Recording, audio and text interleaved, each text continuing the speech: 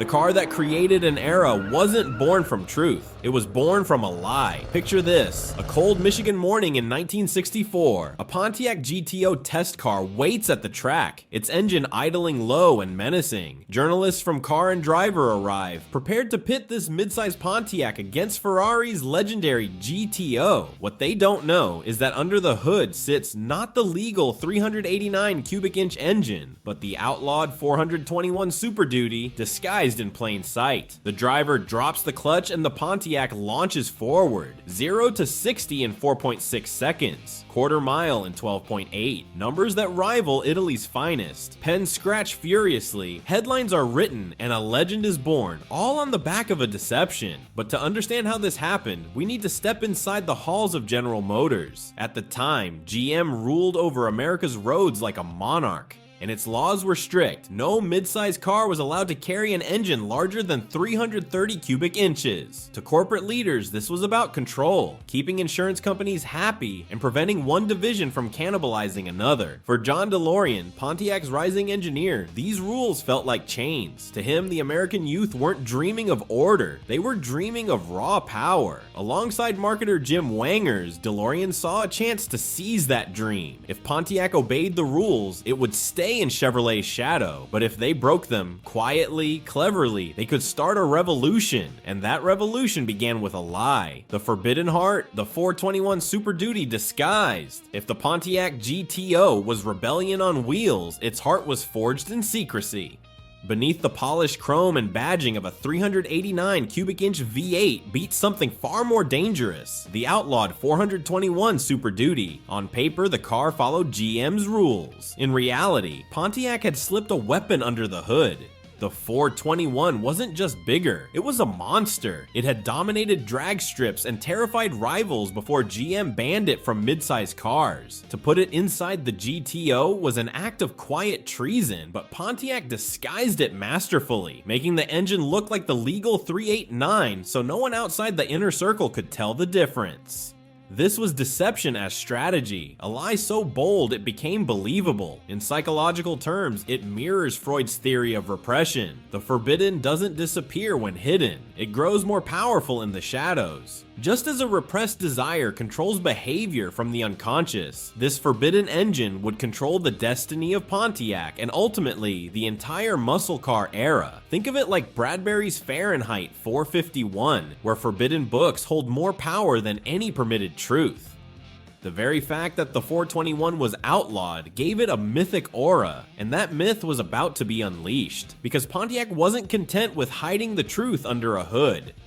They wanted the world to believe the GTO was untouchable. To do that, they would orchestrate one of the greatest illusions in automotive history, the Ferrari illusion and manufactured myth. If the 421 Super Duty was the GTO's forbidden heart, then Jim Wangers was the illusionist who made it legendary. Wangers understood something few in Detroit dared to admit: raw performance alone doesn't sell cars, stories do.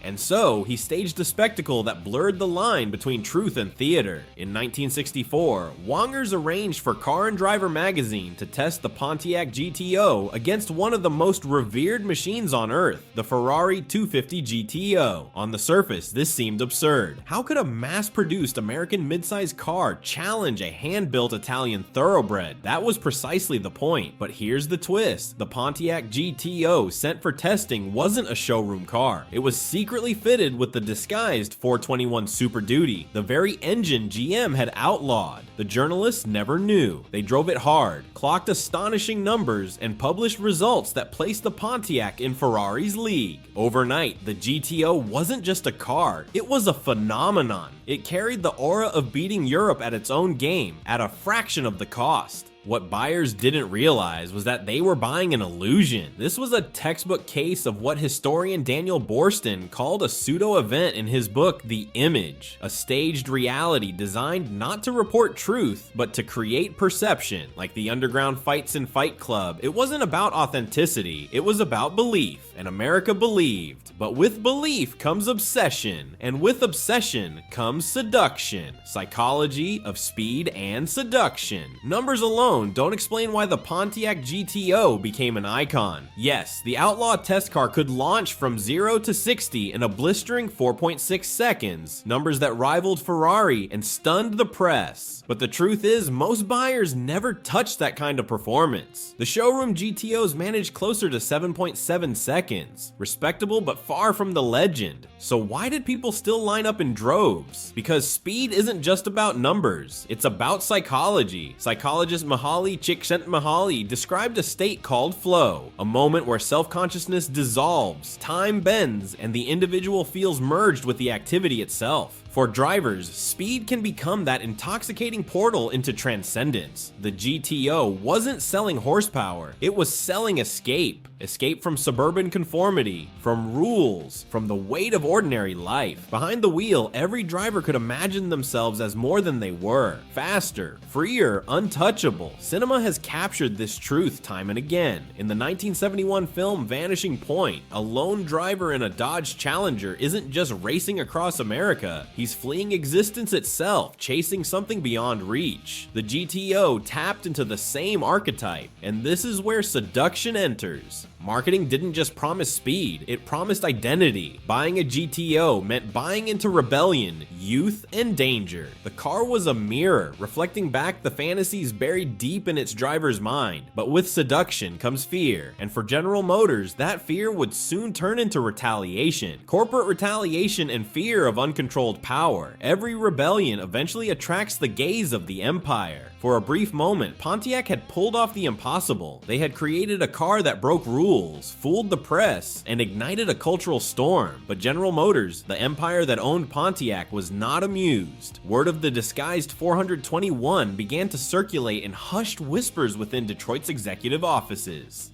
GM's leadership feared not only the insurance backlash of faster, more dangerous cars, but also the internal threat. Pontiac's rise threatened Chevrolet's dominance inside the company's hierarchy. In the rigid structure of GM, no division was supposed to outshine the chosen favorite. Yet here was Pontiac using deception to steal the spotlight. The response was swift and ruthless. GM banned all factory-backed racing, effectively cutting off Pontiac's most powerful marketing tool. The legendary 421 Super Duty engine was discontinued, its development program dismantled, and many of the engines themselves were ordered destroyed. This wasn't just corporate policy, it was psychological warfare. Like Machiavelli warned in The Prince, rulers must strike swiftly at rivals to prevent rebellion from spreading. GM feared that if Pontiac's defiance went unpunished, others would follow. It echoes Solomon Ash's famous conformity experiments. Most people will deny the truth they see with their own eyes if authority insists otherwise. Pontiac's truth, its power, its rebellion, was forced into silence. But secrets never stay buried forever, and Pontiac's deception had already planted a seed in the public imagination, one that would grow stronger with every whispered rumor, the long silence, and the 1998 confession. For decades, the truth about the 1964 GTO's Ferrari-slaying performance remained hidden. Jim Wangers, the mastermind behind the deception, carried the weight of that secret like a shadow. To the public, the GTO was a miracle, an affordable car that ran with the gods of Europe. Inside Pontiac, however, a handful of men knew the truth, that the legend was built on an outlawed engine disguised as something ordinary.